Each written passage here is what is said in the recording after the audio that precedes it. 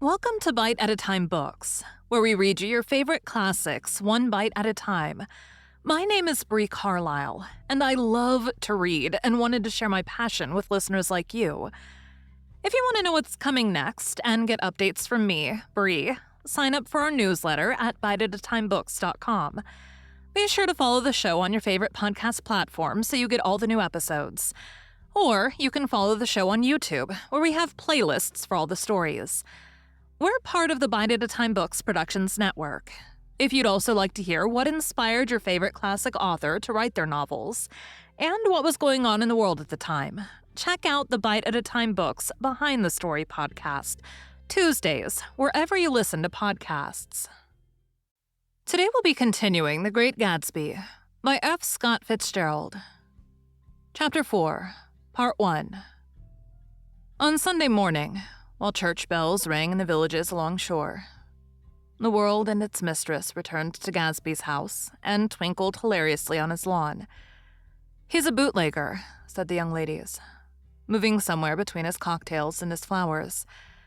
"One time he killed a man who had found out that he was nephew to von Hindenburg and second cousin to the devil. Reach me a rose, honey, and pour me a last drop into that there crystal glass." Once I wrote down on the empty spaces of a timetable the names of those who came to Gatsby's house that summer. It is an old timetable now, disintegrating at its folds and headed, this schedule in effect July 5th, 1922. But I can still read the gray names, and they will give you a better impression than my generalities of those who accepted Gatsby's hospitality and paid him the subtle tribute of knowing nothing whatever about him. From East Egg, then, came the Chester Beckers and the Leaches, and a man named Bunsen, whom I knew at Yale, and Dr. Webster Civet, who was drowned last summer up in Maine, and the Hornbeams and the Willie Voltaires, and a whole clan named Blackbuck, who always gathered in a corner and flipped up their noses like goats at whoever came near, and the Ismays and the Christies, or rather Hubert Arbach and Mr. Christie's wife, and Edgar Beaver, whose hair, they say, turned cotton white one winter afternoon for no good reason at all. Clarence Endive was from East Egg, as I remember.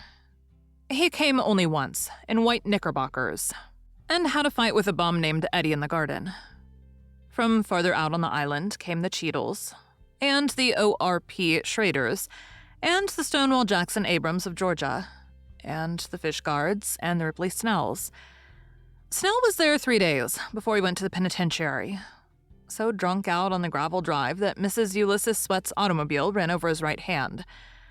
The Danceys came too, and S.B. Whitebait, who was well over 60, and Maurice A. Flink, and the Hammerheads, and Beluga the tobacco importer, and Beluga's girls. From West Egg came the Poles and the Mulreadys, and Cecil Roebuck and Cecil Schrone, and Gulick the state senator, and Newton Orchid, who controlled films par excellence, and Eckhost and Clyde Cohen and Don S. Schwartz, the son, and Arthur McCarty, all connected with the movies in one way or another, and the Catlips and the Bembergs and G. Earl Muldoon, brother to that Muldoon who afterwards strangled his wife. Da Fontano, the promoter, came there, and Ed Legros and James B. Rotgut Ferret, and the De Jongs and Ernest Lilly. They came to gamble. And when Ferret wandered into the garden, it meant he was cleaned out, and Associated Traction would have to fluctuate profitably next day. A man named Klipspringer was there so often that he became known as the Boarder. I doubt if he had any other home. Of theatrical people, there were Gus Ways and Horace O'Donovan, and Lester Meyer and George Duckweed and Francis Bull. Also from New York were the Cromes, and the Backusons, and the Dinnikers, and Russell Betty, and the Corrigans, and the Kellers, and the Dewars, and the Scullys, and S.W. Belcher, and the Smirks, and the Young Quins, divorced now, and Henry L. Palmetto, who killed himself by jumping in front of a subway train in Times Square. Benny McClanahan arrived always with 4 girls. They were never quite the same ones in physical person, but they were so identical one with another that it inevitably seemed they had been there before. I've forgotten their names. Jacqueline, I think. Or else Consuela, or Gloria, or Judy, or June. And their last names were either the melodious names of flowers and months, or the sterner ones of the great American capitalists, whose cousins, if pressed, they would confess themselves to be. In addition to all these, I can remember that Faustina O'Brien came there at least once, and the Baedeker girls, and young Brewer, who had his nose shot off in the war, and Mr. Albruchsberger, and Miss Hogg, his fiancée, and Ardita Fitzpeters, and Mr. P. Jewett, once head of the American Legion, and Miss Claudia Hipp, with a man reputed to be her chauffeur, and a prince of something, whom we called Duke, and whose name, if I ever knew it, I have forgotten. All these people came to Gatsby's house in the summer. At 9 o'clock, one morning late in July, Gatsby's gorgeous car lurched up the rocky drive to my door and gave out a burst of melody from its three-noted horn. It was the first time he had called on me, though I had gone to 2 of his parties, mounted in his hydroplane, and, at his urgent invitation, made frequent use of his beach. "Good morning, old sport. You're having lunch with me today, and I thought we'd ride up together." He was balancing himself on the dashboard of his car with that resourcefulness of movement that is so peculiarly American.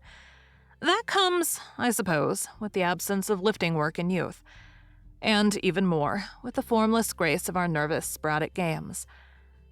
This quality was continually breaking through his punctilious manner in the shape of restlessness. He was never quite still.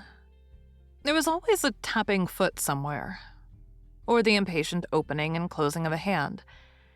He saw me looking with admiration at his car. "It's pretty, isn't it, old sport?" He jumped off to give me a better view. "Haven't you ever seen it before?" I'd seen it. Everybody had seen it. It was a rich cream color, bright with nickel, swollen here and there in its monstrous length with triumphant hat boxes and supper boxes and tool boxes, and terraced with a labyrinth of windshields that mirrored a dozen suns. Sitting down behind many layers of glass in a sort of green leather conservatory, we started to town. I had talked with him perhaps half a dozen times in the past month, and found, to my disappointment, that he had little to say. So my first impression, that he was a person of some undefined consequence, had gradually faded, and he had become simply the proprietor of an elaborate roadhouse next door. And then came that disconcerting ride.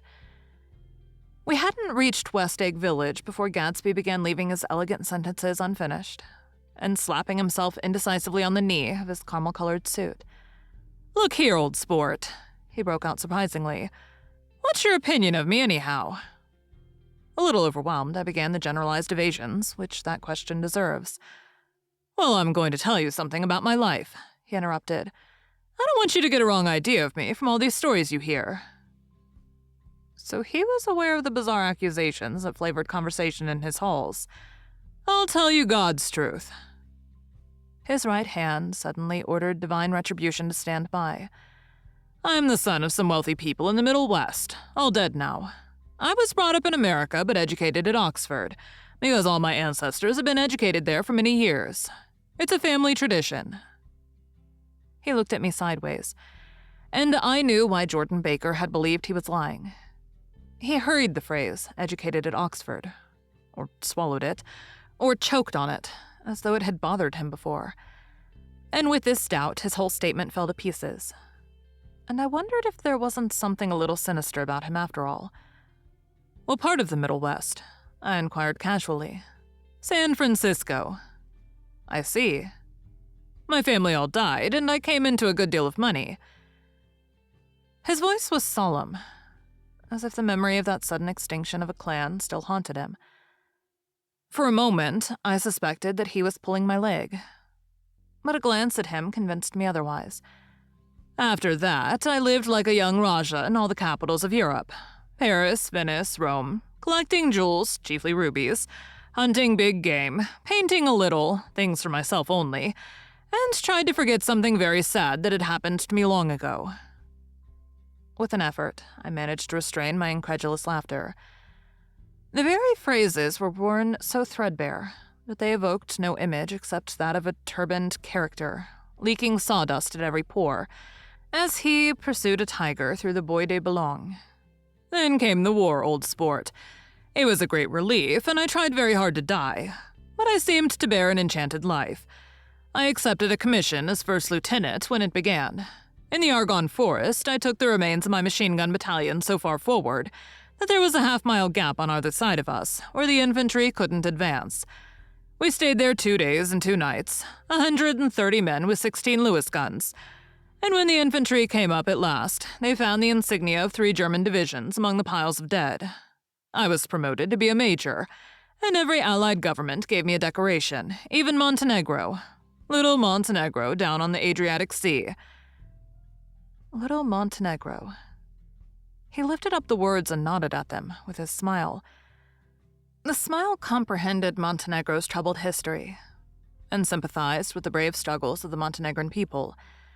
It appreciated fully the chain of national circumstances which had elicited this tribute from Montenegro's warm little heart. My incredulity was submerged in fascination now. It was like skimming hastily through a dozen magazines. He reached in his pocket, and a piece of metal slung on a ribbon fell into my palm. That's the one from Montenegro. To my astonishment, the thing had an authentic look. Orderi de Danilo, ran the circular legend. Montenegro, Nicholas Rex. Turn it. Major J. Gatsby, I read. For valor extraordinary. Here's another thing I always carry. A souvenir of Oxford days. It was taken in Trinity Quad. The man on the left is now the Earl of Doncaster. It was a photograph of half a dozen young men in blazers loafing in an archway, through which were visible a host of spires. There was Gatsby, looking a little, not much younger, with a cricket bat in his hand. Then it was all true. I saw the skins of tigers flaming in his palace on the Grand Canal. I saw him opening a chest of rubies to ease, with their crimson-lighted depths. The gnawings of his broken heart. I'm going to make a big request of you today, he said, pocketing his souvenirs with satisfaction. So I thought you ought to know something about me. I didn't want you to think I was just some nobody. You see, I usually find myself among strangers, because I drift here and there trying to forget the sad things that happened to me. He hesitated. You'll hear about it this afternoon. At lunch? No, this afternoon. I happened to find out that you're taking Miss Baker to tea. Do you mean you're in love with Miss Baker? No, old sport, I'm not. But Miss Baker has kindly consented to speak to you about this matter. I hadn't the faintest idea what this matter was, but I was more annoyed than interested. I hadn't asked Jordan to tea in order to discuss Mr. J. Gatsby. I was sure the request would be something utterly fantastic. And for a moment, I was sorry I'd ever set foot upon his overpopulated lawn. He wouldn't say another word. His correctness grew on him as we neared the city. We passed Port Roosevelt, where there was a glimpse of red-belted ocean-going ships, and sped along a cobbled slum lined with the dark, undeserted saloons of the faded gilt 1900s. Then the Valley of Ashes opened out on both sides of us, and I had a glimpse of Mrs. Wilson straining at the garage pump with panting vitality as we went by. With fenders spread like wings, we scattered light through half Astoria. Only half, for as we twisted among the pillars of the elevated, I heard the familiar jug-jug spat of a motorcycle, and a frantic policeman rode alongside. All right, old sport, called Gatsby. We slowed down. Taking a white card from his wallet, he waved it before the man's eyes. Right you are, agreed the policeman, tipping his cap. Know you next time, Mr. Gatsby. Excuse me. What was that? I inquired. The picture of Oxford? I was able to do the commissioner a favor once, and he sends me a Christmas card every year. Over the great bridge, with the sunlight through the girders making a constant flicker upon the moving cars, with the city rising up across the river in white heaps and sugar lumps all built with a wish out of Knoll factory money.